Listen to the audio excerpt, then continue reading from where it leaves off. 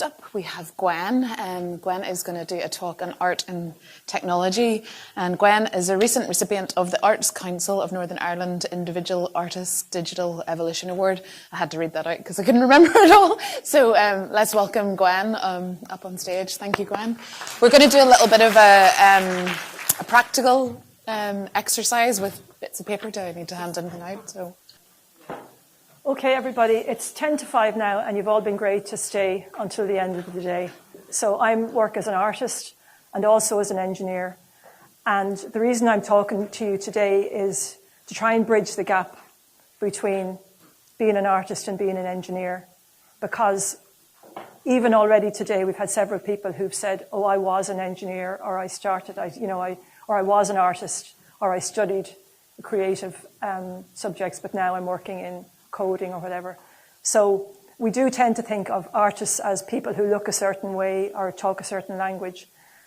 And then engineers are on the other side of the continuum who speak a different language or have other interests or other motivations. So I'm a person who's both an artist and an engineer. So I really question this notion of pigeonholing ourselves into one realm or the other. Because actually, because I've worked in engineering and in art, I can see that we're all problem solvers. And really that's when an artist starts out to create something, they're trying to solve a problem. And equally, when an engineer works on a project, there's some problem to be solved and some hurdle to overcome. So really, even though we say that artists and engineers are separate, in my view, artists and engineers are both problem solvers. And really, art and technology are not separate realms, but they're interconnected parts of human creativity. So when I'm talking to people, I say, yes, I'm an artist, I'm an engineer, but I call myself a problem solver. So I've identified 2 problems here that we have at the end of the day. So I'm going to put this into action. And the first problem is that it is the end of the day. And some people have to go or are gone already. Maybe you have buses to catch or trains, or you have other work to do or whatever. So what I'm going to do is before we start, I'm going to give you my contact details at the beginning rather than the end. So if anybody has to go, please feel free to go and you can contact me afterwards. So there's my details. The other problem is I could talk about this all day. So I'm going to really try and keep an eye on the time. And Kim is going to keep me right too, because I'm really passionate about this subject. And it means a lot to me because I see so many young people who at the age of 13 or 14 have to decide, oh, I'm a STEM person, or I'm a health sciences person, or I'm a humanities person. And it's that young that we're conditioned into thinking what type of person we are. And, really, none of us are just technical or just creative. We're all born creative. It was Picasso who said, every child is an artist. The problem is how to stay an artist when you grow older. So everybody in this room is creative. Everybody has the ability to make something from nothing, to manifest something. And that's why Yulia's talk was brilliant, because she talked about something, a pet project, taking something that you're really interested in and using your skills in coding or in data to share it with the world. So similarly, even though people here in this room are generally technical or working in coding, you can display that in a way that communicates the shared humanity with other people. And you can take it from an analytic point of view. Equally, I know we have a couple of artists, Helen, in the audience. And a lot of artists, maybe they're afraid of technology or they haven't used technology. But in this world today, artists have to engage technology and are finding new opportunities to engage technology. So really what I'm going to talk to you about today is that whole issue. The second problem then I've identified is brain overload. I mean, how many people have taken in so much information today and just can't take in any more? So, I mean, it's been a long day and it's been great information, but really we only have the capacity to take in so much information. So, we can call it burnout or mental fatigue or whatever. But one of the ways that I've found over my career to get over this kind of issue is to do something completely different. Get out of the analytic mode, out of your head and into your hands. And that's what those sheets of paper are all about. So what I want you all to do is make a paper plane for a couple of minutes and throw them around and have a bit of fun with them. Now, is anybody panicking thinking I haven't a clue? Because the last time you made a paper plane was when you were a child. Okay, so I'm going to help you out because I have instructions here. So what you do with your plane is if you can follow that, you take your A4 page vertically and fold it in half. Step 2 then is you're folding your corners in towards the center. If we had time, we could line everybody up and see whose plane flies the fastest and goes the furthest, but we don't really have time for that. Of course, you can be creative. If you're an expert origami maker, you don't have to follow these instructions. I'm on step 3, folding the top corners to the center. And then folding the plate in half. I see lots of smiles around. That's good.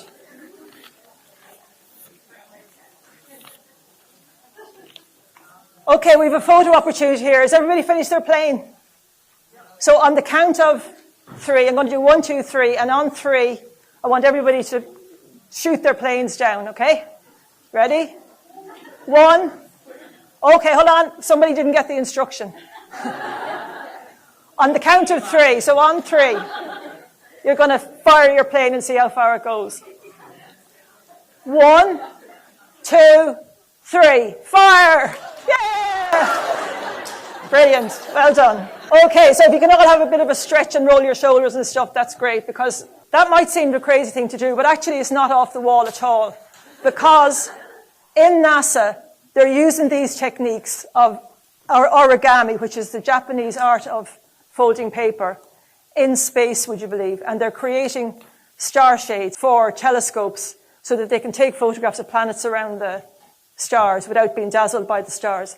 So what origami is taking a two-dimensional piece of paper and making something three-dimensional. So in the way that you've taken a two-dimensional sheet and you've made a three-dimensional plane and you managed to fly it, NASA are actually using these ancient techniques at the moment because paper is lightweight and it's foldable. This month, just by sheer coincidence, the Institute of Engineering and Technology have a whole section of their magazine dedicated to art and engineering. And they have pictures here of NASA. And you can see here on the left-hand side, that's a cutout from an A4 page. And I was actually thinking today of getting you to do that, but I tried to do it myself, and it's just so complicated. So I settled on the other plane. But you can download that. If you go onto the NASA website, you can actually download that template and fold it up yourself. And you can see in the bottom left-hand corner, it folds up, and then it opens out and closes. And it's actually a really beautiful thing to do. And so it's a combination of artistry, but also mathematical principles of, parallelograms and how they fold in on each other. So I suppose what I'm saying is, what's so different in creating something beautifully, structurally beautiful, as that is, and also using it for something useful, as in space travel. So why should this matter to you? Well, I think I've touched on it already. It matters because, we're not one thing or another. We're not just engineers. We're not just coders. We're creative people. We all have that within us, and we want to express ourselves. And equally, we want to find ways to share and communicate with other people. So whether you're an artist or an engineer, you're solving a problem. So, rather than labeling yourself as one thing or another, over time your career may change, or you might have other interests or whatever. So I suppose it's questioning this thing of, are you left brain or right brain? That's one of my big bugbears. Why do we call ourselves left brain or right brain? We have one brain, and there's neurons flighting all over the place. We're not one or the other. But somehow we're conditioned into thinking, engineers are not great at communication, for example, or maybe language skills are poor, or equally, a lot of people who do art are doing art because they're not good at maths or something, where really that's very limiting.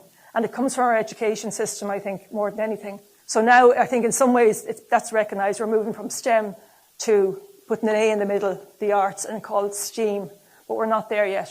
So anyway, that's where it's about. But there's plenty about, the other thing is about, this is a matter to you because there's opportunities for you here. And you're all able to code. And I'll just go through a few examples here of how coding is being used in the arts and how you can use it to create something beautiful and meaningful.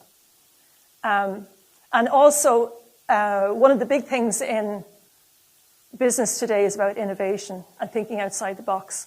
So being involved in something other than the analytic traditional approach and becoming more creative in the approach helps innovation. I think that's really recognized now.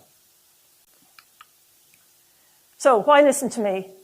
Well, I have a track record in the telecommunications industry. I was actually the person, believe it or not, who introduced the very first short message system into the country. So this was way back before the text revolution or the data revolution. I was actually sent the first text message in Ireland and commissioned and developed the equipment to do that. So that was back in the early 90s. And people didn't really perceive at that time what was ahead of us really in terms of how texting would be used. I've worked in the telecommunications industry from way back in the early 80s when it was still analog technology. So at that time, we were even using, I don't know if anybody's heard of step-by-step equipment, but there were old relay machines, electromagnetic machines, where you actually had little instruments to optimize the equipment. So, there was no computers then or anything. It's hard to believe, but that's where it was at. And then from there, we moved into, what I was asked was to talk a little bit more technical. So I have some of the equipment here that I worked on. It went from manual exchanges, which were like step-by-step crossbar. And then eventually we moved into digital equipment, which was the integrated digital services.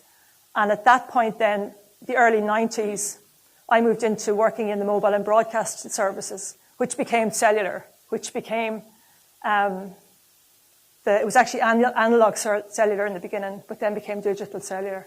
And then we got into voice over IP.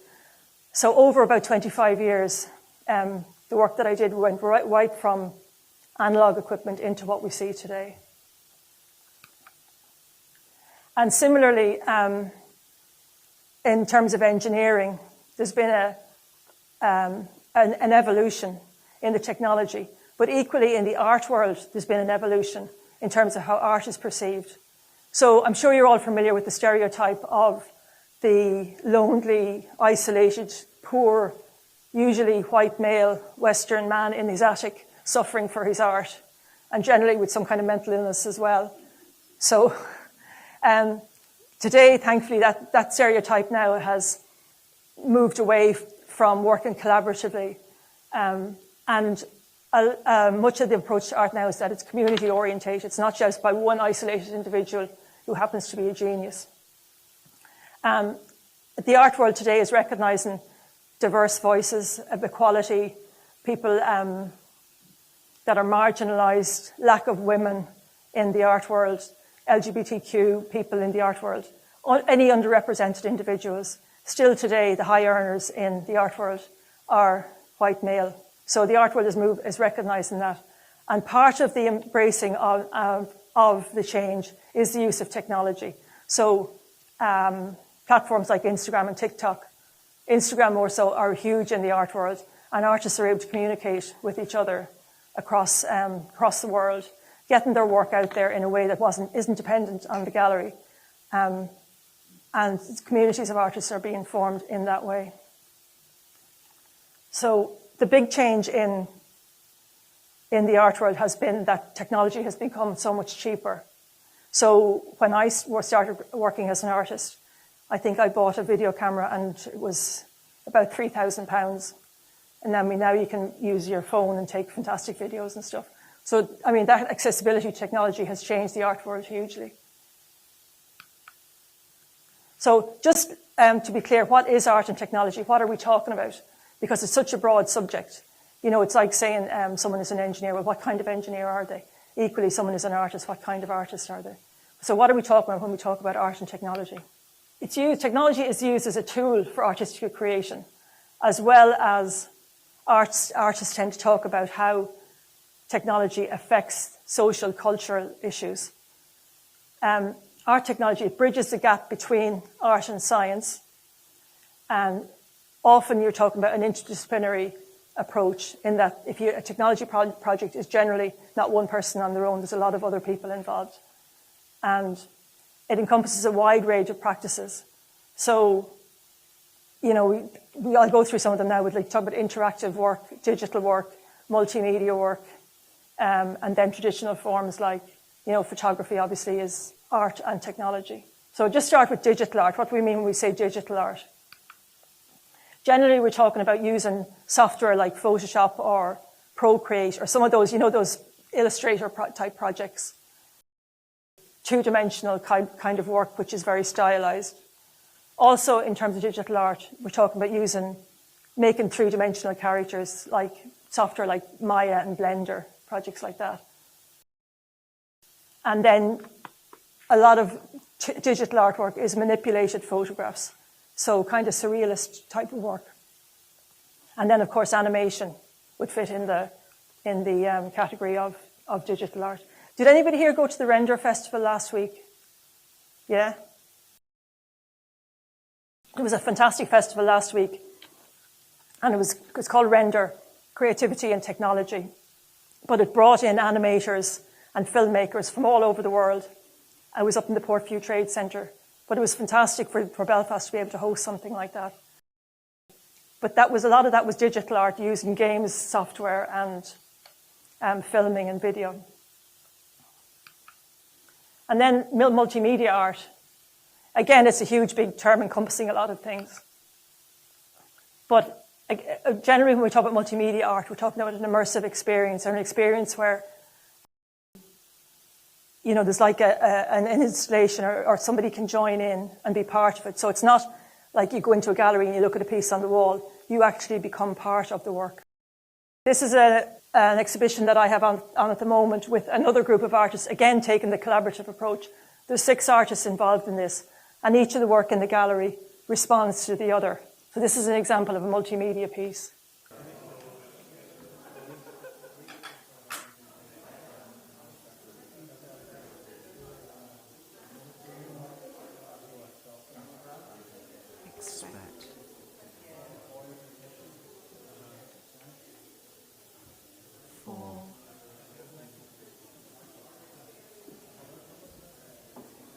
Fear.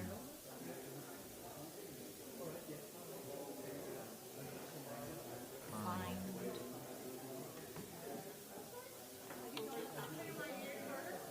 Follow.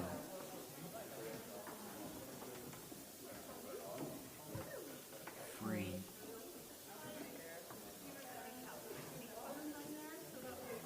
Print.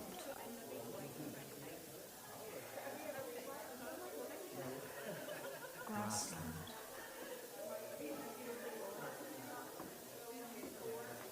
Ground.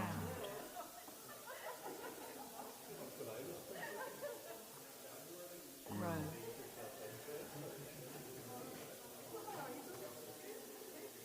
Guide.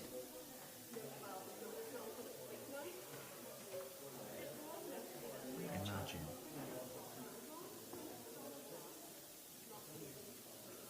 Journey. It's a multimedia project. So there's elements of sound, there's projection.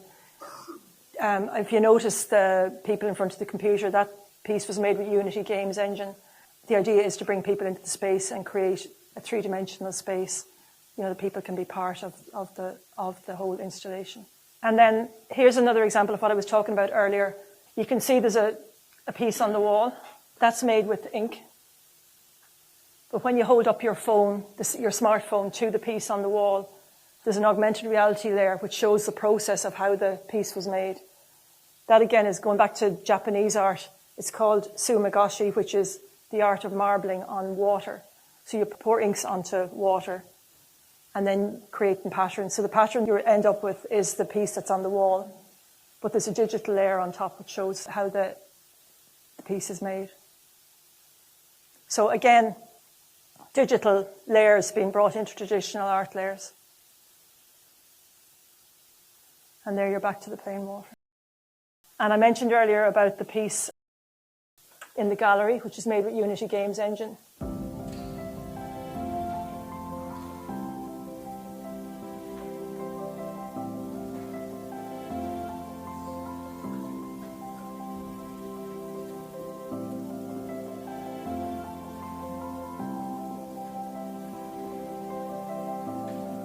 So all these powerful softwares are being used within the art world at the moment to create different types of experiences for participants and for gallery viewers.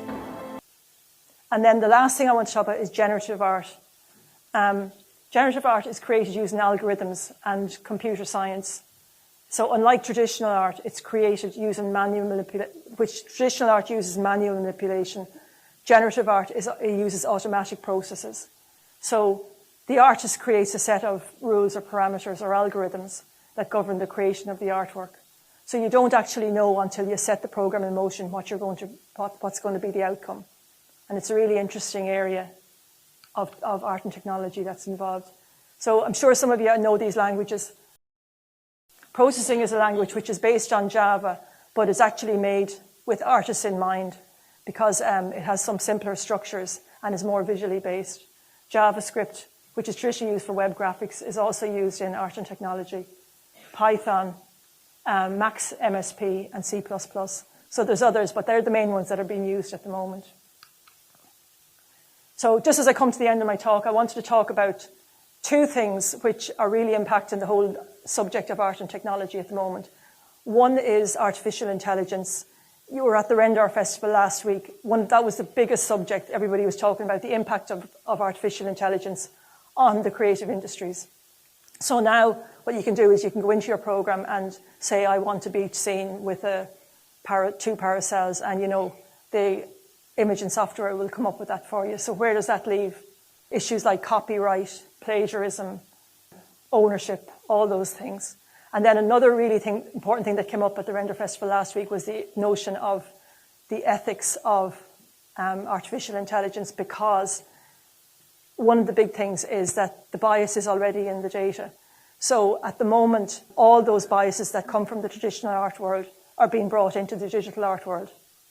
In other words, the underrepresentation of minority groups, women, LGBTQ, diverse groups.